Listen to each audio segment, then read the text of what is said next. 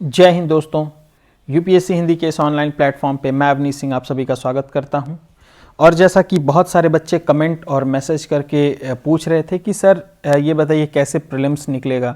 कुछ बच्चों की शिकायत ये है कि मतलब उनसे खुद से शिकायत उनकी ये है कि सर कई लोगों को देखता हूँ सर घूमते फिरते रहते हैं और लास्ट में मेहनत करेंगे और उनका प्रीलिम्स क्वालिफाई हो जाता है, जबकि हम तो सर लगातार पढ़ते रहते हैं।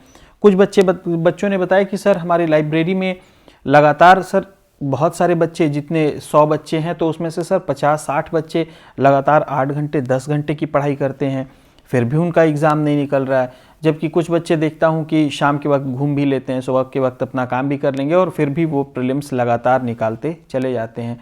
तो क्या सर हमारा दिमाग कमज़ोर है या फिर मतलब क्या दिक्कत है, आखिर मेरा क्यों प्रीलिम्स नहीं निकल रहा है? तो ये समस्या मुझे लगता है कि आप लोगों में से बहुत सारे लोगों की होगी कि कुछ लोग 10-12 घंटे पढ़ के भी एग्ज़ाम नहीं क्वालिफाई कर पा रहे हैं और जबकि कुछ लोग 4-5 घंटे मेहनत करके कर लेते हैं।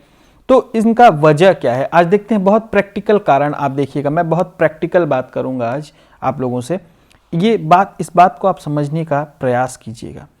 देखिए, जैसे सपोज कीजिए, सबसे पहले मैं कुछ समस्याएं बता देता हूं कि समस्या क्या होती है, फिर मैं उन हर समस्याओं का मैं निदान बताऊंगा आपको कि सॉल्यूशन क्या है। देखिए, पहली समस्या कि कोई रोड मैप नहीं है, कोई रोड मैप नहीं है। पहला कि उनका कोई रोड मैप नहीं है कि हमें अगले 4 से 6 महीने में किस डायरेक्शन में चलना है, किस डायरेक्शन में चलना है। अच्छा, आप लोग खुद सोच के एक बात बताइएगा। मैं एक उदाहरण लेता हूं इस पे, मैं एक उदाहरण लेता हूं, आप खुद आंसर आप खुद कमेंट में बताइएगा मुझे कि सपोज कीजिए कि किसी को गोरखपुर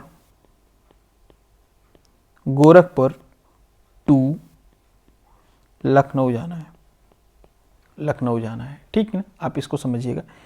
इनको मैंने क्या है कि एक साइकिल दे दी गोरखपुर से लखनऊ जाने के लिए, या ऐसे समझिए एक स्कूटी दे दी मैंने गोरखपुर से लखनऊ जाने के लिए।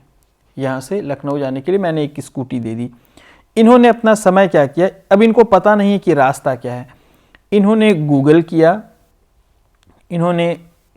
किया, ये लोगों से सलाह लिए कि मैं किस रास्ते से जाऊं कि मेरे लिए क्या है, लखनऊ जाना आसान हो जाए।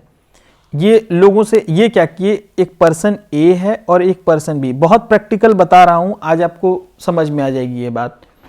ये पर्सन ए है, ये पर्सन बी है। ये क्या किए, ठीक ना, ये जो पर्सन ए है, पर्सन ए जो है वो क्या कर रहे हैं कि ये अपना समय दे रहे हैं किसी में, गूगल करने में और लोगों से बातचीत करने में, है ना।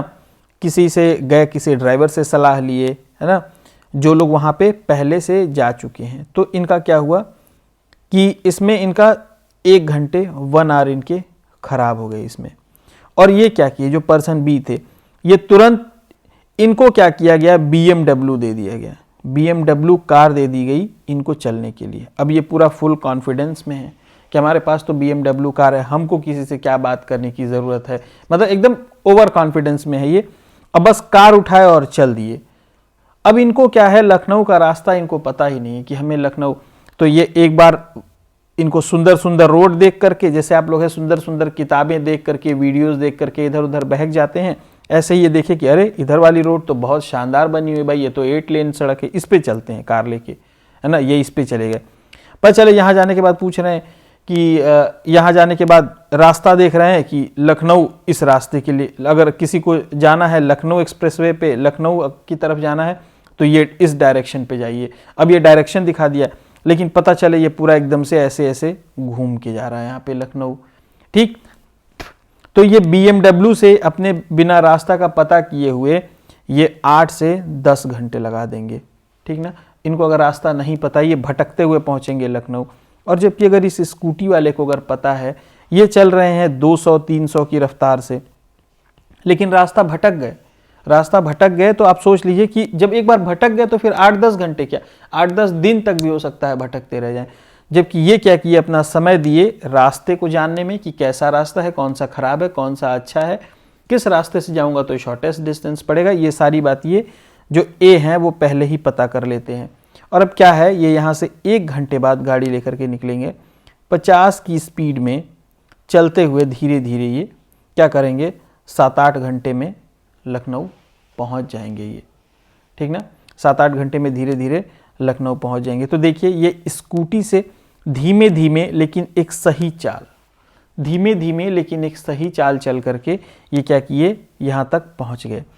दूसरा सवाल बच्चे पूछते हैं, सर क्या 10 घंटे पढ़ने से पीटी निकल जाएगा? बात 10 घंटे की नहीं है और ना 4 घंटे की है। अब सपोज कीजिए कि मान लीजिए आपको 100 पेज पढ़ने हैं, 100 पेज पढ़ने हैं।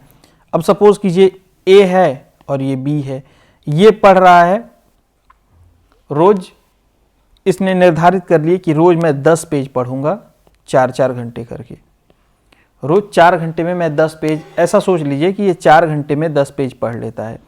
तो ये क्या करेगा, 4 घंटे में 10 पेज, तो कितने घंटे में फिर टोटल हो जाएगा, 40 घंटे में ये कितना पढ़ेगा, 100 पेज। इसने कैलकुलेट कर लिए कि मुझे कितना 40 घंटा लग रहा है टोटल 100 पेज कैलकुलेट करने में, ठीक है। 1 घंटे में 4 पेज, तो 40 घंटे में कितना हो जाएगा, 100 पेज कितना,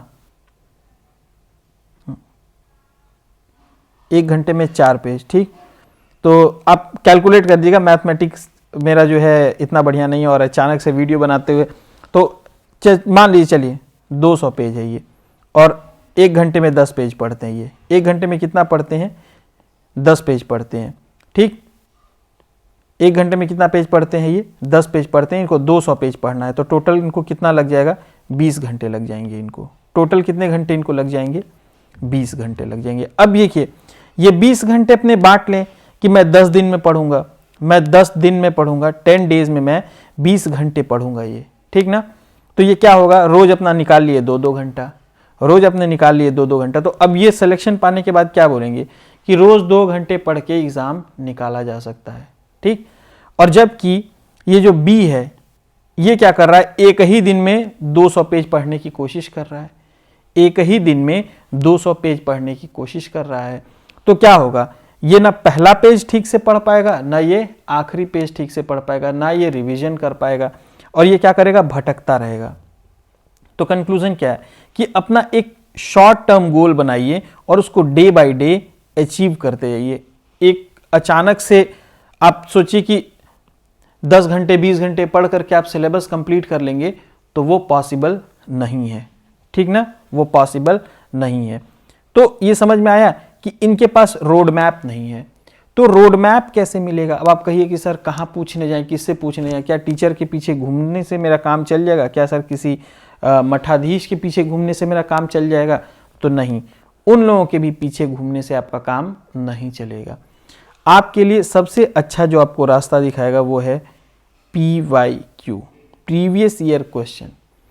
इसको अगर एक बार आप रट जाए, अगर PYQ को, वो लोग क्या करते हैं जो 4 से 5 घंटे में ही निकाल लेते हैं, वो जब प्रीवियस ईयर क्वेश्चन रट लेते हैं तो क्या होता है, उनका टारगेट एकदम से आसान हो जाता है, क्योंकि उनको ये पता चल जाता है कि क्या पढ़ना है और क्या नहीं पढ़ना है। दोनों बात पता चल जाती है, क्या पढ़ना है क्या नहीं पढ़ना है। वरना क्या होगा, जब तक आपको रोड मैप आपके सामने नहीं रहेगा ना, आप भटकते रहेंगे। आप कभी इनसे पूछने जाएंगे, कभी इनसे पूछने जाएंगे, कभी इनसे पूछने जाएंगे कि क्या पढ़ना है। जीवन भर आप भटकते रहेंगे। फिर कभी ये कहेंगे कि 10 घंटे पढ़ना है, ये कहेंगे 12 घंटे पढ़ना है, ये कहेंगे 2 घंटे पढ़ना है, ये कहेंगे 70 पेज पढ़ना है, ये कहेंगे कि कॉन्सेप्ट पढ़ना है, ये कहेंगे फैक्ट पढ़ना है, ये कहेंगे दोनों पढ़ना है, ये कहेंगे वीडियो लेक्चर देखना है। फिर आप एकदम से कंफ्यूज रहेंगे। और जब PYQ आप एक बार पढ़ लेंगे तो आप खुद ही डिसाइड कर लेंगे कि आपको क्या करना है। जब प्रीवियस ईयर क्वेश्चन आप इतना इंपॉर्टेंस है ना, आप लोग पता नहीं क्यों नहीं पढ़ते हैं, आप लोग प्रीवियस ईयर क्वेश्चन से क्यों इतना भागते रहते हैं। मतलब एक मैंने देखा हुआ है लोगों को पढ़ते हुए कि 4-4, 5-5 घंटे की क्लास लोग कर लेते हैं, लोग 4-4, 5-5 घंटों की लोग बैठ करके क्लास कर लेते हैं, लेकिन 1 घंटे बैठ के PYQ नहीं देखेंगे, PYQ नहीं देखेंगे, प्रीवियस ईयर क्वेश्चंस वो 1 घंटे भी नहीं देखते हैं बैठ करके। क्या होगा कि मुझे याद नहीं हो रहा है। अरे भैया मत याद करो, कौन याद करने के लिए बोल रहा है, कम से कम पढ़ो तो 4 बार 5 बार 10 बार आप उसको पढ़ लो। फिर उसके बाद क्या होगा ना, तभी आप डिसाइड कर पाएंगे कि आपको बुक में क्या पढ़ना है और क्या छोड़ना है, ठीक। तभी आप डिसाइड कर पाएंगे। क्योंकि आप बताइए चलिए मान लीजिए कोई बंदा यूपीएससी के लिए प्रिपरेशन कर रहा है, यूपीएससी के लिए पॉलिटी पढ़ रहा है वो, तो क्या संभव लगता है ऐसा कि वो 800 पेज के हर शब्द वो रट लेगा, है ना? ये क्या संभव है? नहीं, बिल्कुल संभव नहीं है। चाहे पीसीएस के लिए प्रिपरेशन कर रहा है तो क्या वो रट लेगा हर पेज? नहीं। तो उसको कैसे पता चलेगा मुझे क्या कहाँ ज़्यादा फोकस करना है, कहाँ कम फोकस करना है, उसको कैसे पता चलेगा? तो यही बात है, यहाँ पे कुल आपका सॉल्यूशन निकल के आता है कि आपको PYQ, आपको प्रीवियस ईयर क्वेश्चन सबसे पहले आप रट लीजिए। सबसे पहला आपका काम होना चाहिए कि आप प्रीवियस ईयर क्वेश्चन पढ़ें, आप उनको रट लें, ताकि इसके बाद क्या होगा, बुक सॉल्व करना आपके लिए, बुक पढ़ना आपके लिए आसान हो जाएगा। आप सोचिए ना, PYQ के बाद बुक सीधे 1/3 हो जाती है। कौन सी बुक लिखी गई है पीसीएस के लिए? लोग कहते हैं पीसीएस के लिए लक्ष्मीकांत पढ़ लो। लक्ष्मीकांत पीसीएस बनने के लिए लिखी गई है? नहीं। कहीं किसी किताब पे लिखा कि यह मात्र पीसीएस के लिए किताब है? अब बताइए, वनडे वाले भी लक्ष्मीकांत पढ़ रहे हैं, पीसीएस वाले भी लक्ष्मीकांत पढ़ रहे हैं, ठीक है ना, यूपीएससी वाले भी लक्ष्मीकांत पढ़ रहे हैं, तो क्या सबके लिए एक ही किताब है? तो लेकिन पता कैसे कि यूपीएससी वाला क्या पूछेगा, पीसीएस वाला क्या पूछेगा और वनडे वाला क्या पूछेगा? ये कैसे पता चला?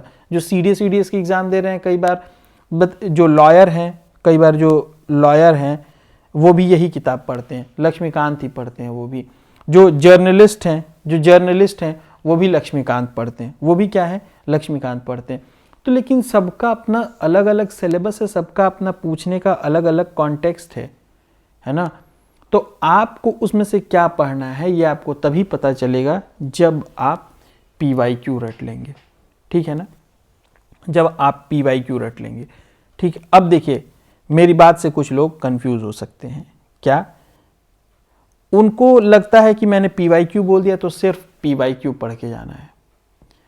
PYQ ही और PYQ भी दोनों में अंतर होता है। सिर्फ PYQ पढ़ के जाएंगे तो एग्ज़ाम नहीं निकलेगा। PYQ सिर्फ दिशा निर्देश, आपको सही दिशा मिल जाए आपको, ठीक है ना, उसके लिए आपको पढ़ना है। उसके बाद क्या करना है, आपको बुक पढ़ना है। आपको उसके बाद नंबर 1 पे PYQ, कुछ समझ में आए कुछ ना समझ में आए अलग बात है। नंबर 2 पे बुक, और फिर क्या पढ़ना है आपको, फिर यही रिपीट करना है, फिर PYQ, फिर बुक, फिर से बुक।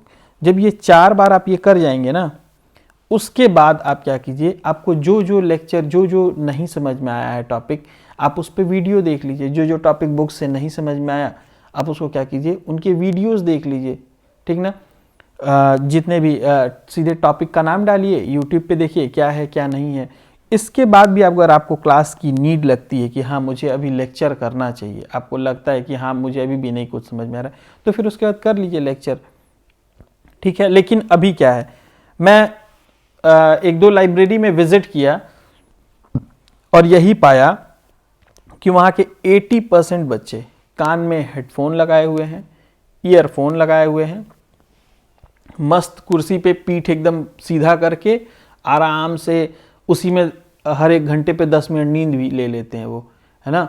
और क्या करते हैं, उनको लगता है कि उनका सिलेबस कंप्लीट हो रहा है, एकदम पेन कॉपी सब छोड़ देंगे, और वो वीडियो सुन के ही उनको लगता है कि उनका सिलेबस कंप्लीट हो रहा है। आता है ना आजकल बहुत सारे पापा मम्मी वीडियो, दादा वीडियो, चाची वीडियो, चाचा वीडियो, उनको देख करके लगता है कि ये सब काम। देखिए, दिक्कत उस वीडियो में नहीं है, दिक्कत आप में है कि आप कान में लगा लिए और 10 घंटे वो क्या किए कि काका नाना वीडियो सुन लिए, 10 घंटे का उनको लग गया कि हाँ जियोग्राफी मेरा जो है वो कंप्लीट हो गया, मेरा पॉलिटी कंप्लीट हो गया, मेरा हिस्ट्री कंप्लीट हो गया। अरे भैया, अगर ये काका वीडियो देख करके अगर हिस्ट्री कंप्लीट होती ना, तो हर घर में एक PCS होता और हर घर में एक IAS होता, ठीक। तो आप जो बुक पढ़ने वाले हैं ना, उनसे आप कभी कम्पीट नहीं कर पाएंगे, उनसे आप कभी भी कम्पीट नहीं कर सकते हैं बुक पढ़ने वालों से, ठीक ना। ये वीडियो देखने से काम नहीं चलेगा, ठीक।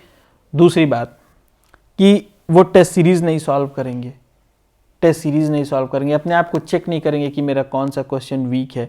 तो समझ रहे हैं, देखिए ये लोग 4-5 घंटे पढ़ते हैं। सबसे पहले ये PYQ पढ़ लिए अपने जल्दी, फिर बुक पढ़ लिए, ठीक, फिर बुक पढ़ लिए, फिर उसके बाद क्या किए, ये फिर से PYQ पढ़ लिए, फिर बुक पढ़ लिए।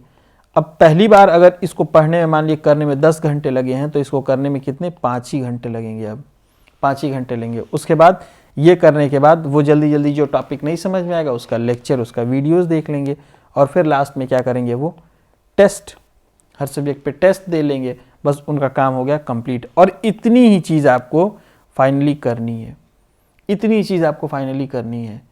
मैंने देख रखा है कि एक एक कोचिंग सेंटर है, मैं नाम नहीं लूँगा, कि वो एक एक चैप्टर पे, एक दिन देखा कि एक चैप्टर पे एक बच्चा मुझे आके बताया कि सर 28 घंटे की क्लास ली गई है, सिर्फ एक चैप्टर पे 28 घंटे की क्लास ली गई है ना। सोच लीजिए, मनी बैंकिंग चैप्टर था और 28 घंटे की क्लास ली गई थी। एक बताया कि ये सिंधु घाटी सभ्यता, जो इंडस वैली सिविलाइजेशन पढ़ते हैं ना आप, उस पे 8 घंटे की क्लास है, सिर्फ इंडस वैली सिविलाइजेशन पे। आप सोच सकते हैं 8 घंटे में, अगर मुझे तो तैयार करना रहा, मैं 8 घंटे में पूरा, आती है ना मतलब पॉलिटी का जो प्रीवियस ईयर क्वेश्चन आता है ना, मैं उसमें 500-700 क्वेश्चन लगा के ख़त्म कर दूंगा 8 घंटे में। और आप 8 घंटे में सिंधु घाटी सभ्यता का वीडियो सुन रहे हैं, ठीक। तो ये सबसे बड़ी समस्या है, इसीलिए आप बैठ के 8-8 घंटे वीडियो सुनते हैं और आप उसको पढ़ाई में काउंट करते हैं। आप 4 से 5 घंटे 6 घंटे की आप सिंसियर पढ़ाई कीजिए, बुक पढ़िए, PYQ पढ़िए, आपका एग्ज़ाम निकल जाएगा, ठीक ना। तो ये था मेरी तरफ से गाइडेंस, जो लोग PCS और UPSC 2023 के लिए प्रिपरेशन कर रहे हैं। और बस इतनी ही चीज़ करनी है आपको, इससे ज़्यादा कुछ नहीं करना है, ठीक ना। Thank you and have a nice day.